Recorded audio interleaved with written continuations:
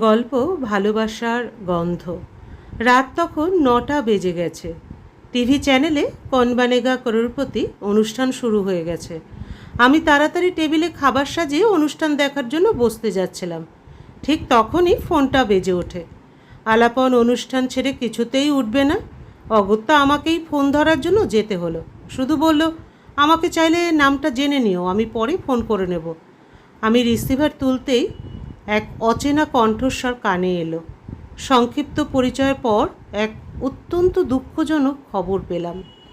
আলাপনের জব্বলপুরের মাসির একমাত্র ছেলের অ্যাক্সিডেন্টে মৃত্যু হয়েছে।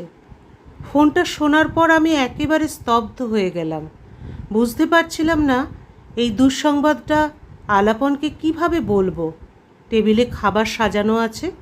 আমি ভাবতে লাগলাম, ওকে আগে খেতে দিই, তারপর বলি। কিন্তু মন আর মাথা আমার মুখের সঙ্গে সঙ্গ দিচ্ছিল না। আমাকে দেখেই আলাপন অবাক হয়ে গেল। বলল, কি হলো, কার ফোন ছিল? আলাপন জিজ্ঞাসা করতেই আমি নিজেকে আর সামলাতে পারলাম না। কান্না ভেজা চোখে পুরো ঘটনাটা ওকে বলেই দিলাম।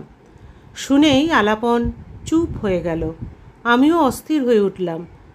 টিভি প্রোগ্রামে তখন আর মন বসছিল না। সেই অনুষ্ঠানে যে প্রশ্নগুলো করা হচ্ছিল সেগুলো 4টি অপশনের মধ্যে অন্তত একটা সঠিক উত্তর ছিল, কিন্তু আমাদের মনে যেসব প্রশ্ন উঠেছিল সেইগুলোর কোনো উত্তর আমাদের কাছে ছিল না। বাচ্চারা আমাদের দেখে একটু ভয় পেয়ে গিয়েছিল। ওদের কোনোভাবে খাইয়ে ঘুম পাড়িয়ে দিলাম, কিন্তু আমরা দুজনেই আর কিছু খেতে পারলাম না। আলাপন জব্বলপুর যাওয়ার প্রস্তুতি নিতে লাগলো। আমিও যেতে চেয়েছিলাম, কিন্তু এক তো সকালে অফিসে জরুরি মিটিং ছিল, যার কারণে হঠাৎ ছুটি নেওয়া সম্ভব ছিল না। আর দ্বিতীয়ত, রুমাই টুবাইকে কয়েকদিনের জন্য কোথায় কার কাছে রেখে যাব, এই তাড়াহুড়োর মধ্যে কিছুই মাথায় আসছিল না। তাই আলাপন একাই তাড়াতাড়ি জব্বলপুরের উদ্দেশ্যে রওনা হয়ে গেল পরের দিনে। আলাপন খুব ভেঙে পড়েছিল। এটা খুব স্বাভাবিকই ছিল, কারণ মাসির সঙ্গে আলাপনের বিশেষ স্নেহের সম্পর্ক ছিল। ছোটোবেলায় আলাপন স্কুল কলেজের ছুটিগুলো মাসির বাড়িতেই কাটাতে ভালোবাসত। মায়ের মৃত্যুর পর মাসি যেন তার মায়ের জায়গা নিয়েছিলেন। মাসির ছেলে শিব ও আলাপনের মধ্যে বয়সেরও তেমন কোনো তফাৎ ছিল না। 6 মাসের ছোট শিব। শিব ছিল আলাপনের মাস্তুতো ভাই কম, বন্ধু বেশি। মাসি বিয়ের 10 বছর পরেই বিধবাও হয়ে গিয়েছিলেন। অনেক কষ্ট করে তিনি তার একমাত্র ছেলে শিবকে মানুষ করেছেন, ওকে নিজের পায়ে দাঁড় করিয়েছেন। শিবও শ্রবণ কুমারের চেয়েও কোনো অংশে কম ছিল না। বিয়ের প্রস্তাব বারবার আসলেও সে দীর্ঘদিন ধরে বিয়ে করতে অস্বীকার করে। মায়ের কঠিন ত্যাগের প্রতিদান হিসেবে সে আজীবন মায়ের সেবা করতে চেয়েছিল। তার ভয় ছিল যদি কোনো ঝগড়ুটে বউ এসে মায়ের শান্ত জীবনকে দুর্বিষহ করে তোলে। মাসির স্বভাব ছিল খুবই ভালো। তার মুখে যেন সবসময় মধুর কথা, আর চোখে ছিল অফুরন্ত স্নেহের ঝর্ণা। মাসির জীবনের একমাত্র স্বপ্ন ছিল ছেলের মাথায় টোপর দেখবেন আর বৌমাকে ঘরে আনবেন। কিন্তু শিব নিজের জেদেই অটল ছিল। অনেক বোঝানোর পর, মাসির অনেক অনুরোধে আর আমাদের বিশেষ করে আলাপনের বুঝিয়ে বলায় শিব অবশেষে বিয়েতে রাজি হয়েছিল। শিবের বিয়ে হয়েছে মাত্র 2 বছরও হয়নি, আর সেই ছেলে যে আজীবন মায়ের সেবা করার ব্রত নিয়েছিল, সেই বার্ধক্যে মাকে একা ফেলে চলে গেল। কয়েকদিনের মধ্যেই আমি অফিস থেকে ছুটি নিয়ে রুমাই টুবাইকে নিয়ে জব্বলপুর চলে গেলাম। সাদা শাড়িতে মোড়া মাসি আর শিবের স্ত্রী ভারতী। দুজনকে দেখে মনে হচ্ছিল যেন দুঃখ, কষ্ট, যন্ত্রণার প্রতিমূর্তি হয়ে উঠেছে। আমি দুজনকে জড়িয়ে ধরতেই যেন কান্নার বাঁধ ভেঙে গেল। মাসির সংসার এখন মাত্র 2জন মানুষে সীমাবদ্ধ হয়ে গেছে। শূন্য সিথি আর শূন্য কোল, এই 2 নারী। একজনের সামনে পাহাড় সম জীবনের পথ, আর অন্যজনের সামনে অসহায় বার্ধক্য। বাড়ি লোকে ভর্তি ছিল, কিন্তু শিব ছাড়া যেন সবটাই প্রাণহীন, খালি মনে হচ্ছিল। ভারতীর মা বাবা তাকে চিরদিনের জন্য নিজেদের সঙ্গে নিয়ে যেতে চেয়েছিলেন। একদিক থেকে দেখলে সেটা ঠিকই ছিল। আমার মনে হলো এই বাড়ি থেকে দূরে থাকলে ভারতীর ক্ষতটা হয়তো একটু তাড়াতাড়ি সারবে, আর পরে তার দ্বিতীয় বিয়েও দিয়ে দেওয়া উচিত। একজন মেয়ের পক্ষে পুরো জীবন একা কাটানো খুবই কঠিন। তাছাড়া বাঁচার জন্য অন্তত একটা অবলম্বন তো থাকা চাই। আমার শুধু মনে হচ্ছিল যেমন ভারতীর শিবের স্মৃতিগুলোর ভরসায় বাঁচতে চাইছিল, তেমনি সারা জীবন একা থাকার ভয়ও কাঁপছিল। সেক্ষেত্রে ভারতীর বাবা মায়ের সিদ্ধান্তই সঠিক। মাসি কিছু বলতেই পারছিলেন না। বাঁচার জন্য একটা কারণ তো তারও দরকার ছিল। এখন সেটা কেবল ভারতীর জন্যই ছিল। কিন্তু ভারতীর ভবিষ্যৎ নিয়ে দুশ্চিন্তা তাকে চুপ করে থাকতে বাধ্য করেছিল। তারপর এক সন্ধ্যায় খুবই দুঃখ ভারাক্রান্ত মনে আমরা সবাই এই সিদ্ধান্তে পৌঁছলাম যে ভারতীর ফিরে যাওয়াই তার ভবিষ্যৎকে সুরক্ষিত রাখতে পারবে। শেষমেশ একটি বুড়ো গাছের ছায়ায় সে কি করে সারা জীবন কাটাতে পারবে? মাসি এখন পুরোপুরি একা হয়ে গিয়েছিলেন। একদিকে মাসির দুঃখ আর ভারতীর একাকিত্ব আমার সহ্য হচ্ছিল না। অন্যদিকে আলাপনের ভেতরে ভেতরে ভেঙে পড়াও আমার কাছে খুব কষ্টের লাগছিল। আমার ভেতরে এক অদ্ভুত ধরনের দ্বন্দ্ব চলছিল। যাই হোক, আমি আমার এই দ্বন্দ্ব কাটিয়ে উঠলাম এবং আমার সিদ্ধান্ত জানিয়ে দিলাম, মাসি, আপনি আর এখানে একা থাকবেন না। এখানকার প্রতিটা জিনিস শিবের স্মৃতির সঙ্গে জড়িত, যা আপনাকে বাঁচতে দেবে না। আমি তো বেঁচেই থাকবো বৌমা। আমার মৃত্যু খুব কঠিন। যৌবনের স্বামী ছেড়ে চলে গিয়েছিলেন, আমি তাও বেঁচে আছি। এখন বার্ধক্যে ছেলে ছেড়ে চলে গেছে, তবুও। বলতে বলতে তিনি হাউমাউ করে কেঁদে উঠলেন। আমি নিজেকেও আর থামাতে পারলাম না। অনেকক্ষণ পর্যন্ত ঘরে নিস্তব্ধতা ছেয়ে রইল। আপনাকে বাঁচতে হবে এবং আমাদের জন্য বাঁচতে হবে বলে আমি নীরবতা ভাঙলাম। বৌমা, আমার জন্য চিন্তা করার কিছু নেই। আমার জীবন আর বাকি কী বা আছে বলো? মাসি, আপনি আমাদের সঙ্গে চলুন, আমাদের আপনাকে দরকার বলেই আমি মাসিকে জড়িয়ে ধরলাম। আমার কথা শুনে আলাপন যেন হাঁপ ছেড়ে বাঁচল। তার মুখের অভিব্যক্তি বলে দিচ্ছিল। ও সঙ্গে সঙ্গে বলে উঠল, মাসি, তুমি তো কখনো আমার আর শিবের মধ্যে পার্থক্য করনি। আমি তোমার ছেলে, এখনও বেঁচে আছি। তোমার নাতি নাতনি আছে, বৌমা আছে। আমাদের সবাইকে ফেলে তুমি এখানে একা কিভাবে থাকবে? কেন নয় বাবা, তোমরা তো আমার আপনজন। তোমাদের ছাড়া এখন আমার আর কেই বা আছে?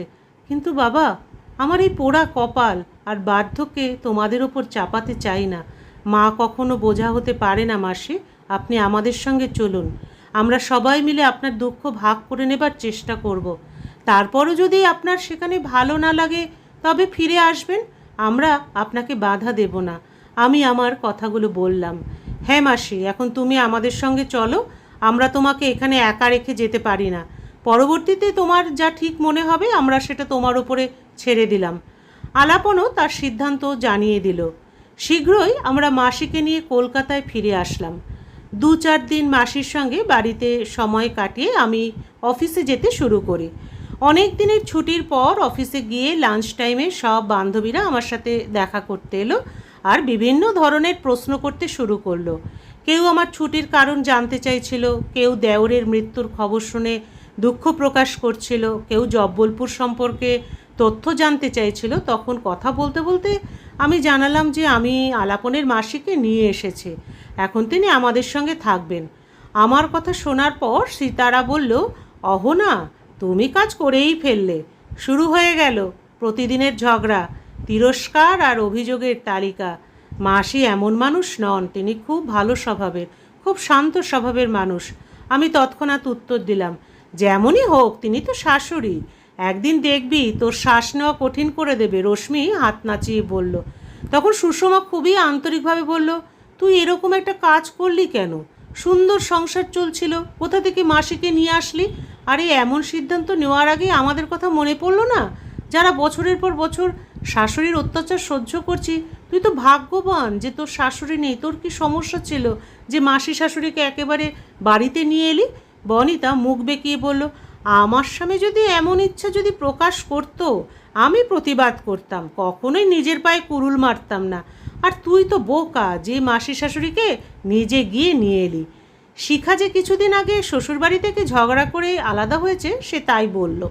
আমার কথা কেউ শুনতে প্রস্তুত ছিল না। সবাই তাদের নিজেদের কথাই বলছিল। তাদের মতে তারা সব অভিজ্ঞ আর আমি অজ্ঞ, যে নিজের পায়ে কুরুল মারলাম।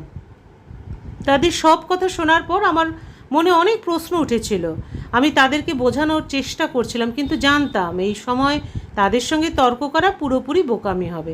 সন্ধ্যায় আমি বাড়িতে পৌঁছাতেই মাসি 1 গ্লাস জল এনে দিলেন, যেটা সবসময় আমাকে নিজে ভরে খেতে হতো। তারপর মাসি খুবই আন্তরিকভাবে বললেন, বৌমা হাত মুখ ধুয়ে নাও, চায়ের জল বসাচ্ছি। এটা শুনে আমার মন খুশিতে ভরে গেল। কাপড় বদলে হাত মুখ ধুয়ে টেবিলের কাছে পৌঁছতেই আমি দেখলাম যে গরম গরম চা ও পরোটা একেবারে রেডি। আলাপনও বাড়ি আসার পথেই হবে। আমি তো আনন্দে বলেই ফেললাম, মাসি আমি আর আপনার ছেলের জন্য অপেক্ষা করতে পারছি না। গরম চা আর পরোটা দেখে আমার ভীষণ খিদে পেয়ে গেছে, আমি বরং খাই। মাসি বললেন, সকালে কখন বেরিয়েছ আর এই সন্ধ্যায় বাড়ি এলে, তুমি এখন ক্লান্ত, এখন তুমি আরাম করে খাও বৌমা, আমি আলাপন আসলে গরম গরম বানিয়ে দেবো। আমি চা খাচ্ছিলাম, এমন সময় রান্নাঘর থেকে কুকারের সিটি বাজছে। বুঝলাম মাসি রাতের খাবারের জোগাড়ও শুরু করে দিয়েছেন। মাসি আপনি পুরো দিন কাজ করে যাচ্ছেন, একটু বিশ্রাম নিন। এই কাজ তো আমি এসে প্রতিদিনই করি। আমি বললাম, তোমারই তো সংসার বৌমা, সব কাজ তো তোমাকেই করতে হবে, আমি তো কেবল একটু সাহায্য করছি। পাহাড়ের মতো বড় দিন খালি বসে কাটানোও তো কঠিন। মাসি বললেন, এই দুষ্টু দুটো আপনাকে বিরক্ত করেনি তো? মাসির পাশেই বসে থাকা রুমাই টুবাইকে দেখে আমি হাসতে হাসতে বললাম, ওরা কি বিরক্ত করবে বৌমা, বাচ্চারাই তো ঘরের শোভা, ছেলে মেয়ে না থাকলে কি আর ঘর হয়? ওরাই তো আমাদের জীবনে পূর্ণতা নিয়ে আসে। হয়তো আমি অজান্তেই মাসির দুঃখের জায়গায় স্পর্শ করেছিলাম, কিন্তু মাসি আমাকে লজ্জিত হওয়ার সুযোগই দেননি। তিনি তৎক্ষণাৎ বললেন, বৌমা তুমি চাইলে আলাপন না আসা পর্যন্ত একটু বিশ্রাম নাও, রান্নাঘরের চিন্তা তোমার করতে হবে না। বলেই তিনি রুমাই টুবাইয়ের হাত ধরে তাদের নিজের রুমে নিয়ে গেলেন। আজকাল বারবার আমার কানে আমার সহকর্মী বান্ধবীদের তিক্ত কথা বাজতে থাকে, কিন্তু আমার অভিজ্ঞতার সাথে তাদের অভিজ্ঞতা কিছুই মিলছে না। আমি তো এখন অফিসে নিজেকে এতটাই হালকা এবং মানসিক চাপমুক্ত অনুভব করি যে বলে বোঝাতে পারবো না। সকালে কোনো হাঙ্গামা ছাড়া অফিসে পৌঁছাই, কারণ মাসি তো বাড়িতে আছেন। বাচ্চাদের স্কুলের জন্য রেডি করা থেকে অফিসের টিফিন বানানো পর্যন্ত তিনি সব সময় আমাকে সাহায্য করেন। বাচ্চারা স্কুল থেকে এসে কি খাবে না খাবে সেসব আর চিন্তা করতে হয় না, কারণ মাসি তাদের খাইয়ে দেন। এখন আর কাজের মেয়ের ওপর ভরসা করতে হয় না। বাচ্চারা সারাদিন নিজের বাড়িতেই নিরাপদ থাকে। আমি তো মাসিকে বাড়িতে আনার আমার সিদ্ধান্তে কোথাও কোনো ভুল দেখছি না। সন্ধ্যায় যখন বাড়ি ফিরি, বাড়ির দরজা খোলা পাই। সবচেয়ে বড় কথা, বাচ্চাগুলোর হাসি মুখ দেখে মনটা ভরে যায়। মাসি যেন আমাদের বটবৃক্ষ, যার ছায়ায় আমরা প্রাণ ভরে নিঃশ্বাস নিতে পারি। আমরা সবাই যতটা সম্ভব চেষ্টা করতাম যাতে মাসি তার দুঃখ ভুলে থাকতে পারেন।